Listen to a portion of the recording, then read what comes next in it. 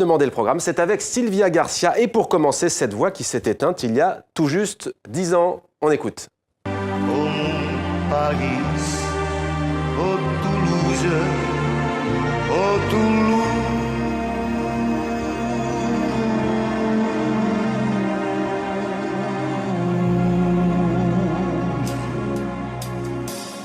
Je reprends l'avenue vers l'école. Mon cartable est bourré de coups de poing. Ici, si tu gagnes, tu gagnes. Bonsoir Sylvia. Bonsoir Mohamed. Claude Nougaro, forcément, il nous quittait donc, il tirait sa révérence il y a 10 ans jour pour jour. Claude Nougaro, c'est cet accent de Toulouse, c'est cet acrobate de la langue française, des mots qui riment avec les notes, mariage du jazz et du français, la passion du verbe, un phrasé qui swing, beaucoup d'émotions aussi chez ce fou du rythme et des sons. Hommage. Rimons, rimons jusqu'à l'âme, et que ma poésie rime à ta peau aussi. Avec les mots, on est devant un langage oral et donc là, tous les sens deviennent beaucoup plus exigeants et le silence aussi, quoi. Armstrong, je ne suis pas noir, je suis blanc de peau. Quand le jazz est là, la java s'en va. Cécile, ma fille.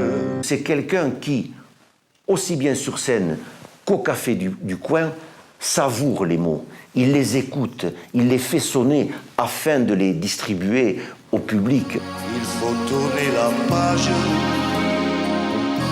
aborder le rivage. Et comme il faut tourner la page de la photo maintenant, Sylvia, une référence, un grand nom de la photographie animalière.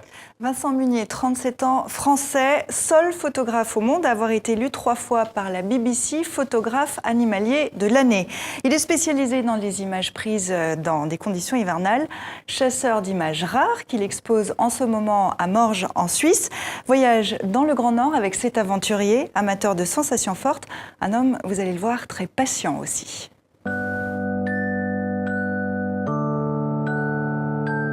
J'ai la chance d'avoir commencé très tôt la photographie et de connaître le terrain. Et j'ai appris à vivre dans le grand dehors, comme on dit.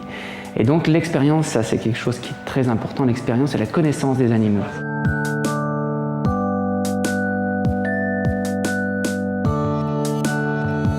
Moi j'aime beaucoup intégrer l'animal dans son milieu. J'aime bien m'échapper un peu de la photo d'illustration et qu'une image raconte une histoire. J'aime quand la neige vient un petit peu effacer tout le superflu et va laisser que l'essentiel. C'est ce que je recherche de plus en plus. Il est impossible de donner une heure à un animal sauvage, c'est juste impensable.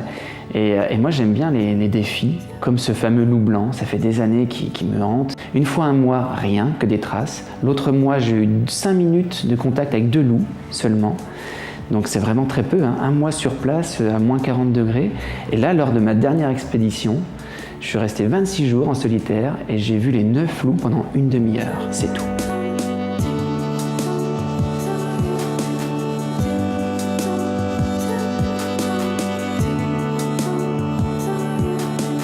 Voilà pour la photo, il y en a une qui fait toujours beaucoup parler aujourd'hui. Sylvia, vous vouliez revenir sur ce selfie dont vous nous parliez hier aux Oscars. On connaissait le placement de produits dans des films, eh bien Hollywood applique désormais la même recette aux Oscars. Quand une dizaine de célébrités, vous les voyez là, fait un selfie devant les caméras du monde entier, eh bien il y a forcément un téléphone dont la marque avait acheté de nombreuses pages de pub durant la cérémonie. Mais au final, Mohamed, c'est l'histoire de l'arroseur arrosé. La maîtresse de cérémonie, Ellen DeGeneres, qu'on voit en blanc sur la photo, s'est amusée à faire d'autres selfies en coulisses avec son propre téléphone. Et devinez quoi, c'est un téléphone d'une autre marque. Eh bien bravo, hein. C'était Demandez le programme.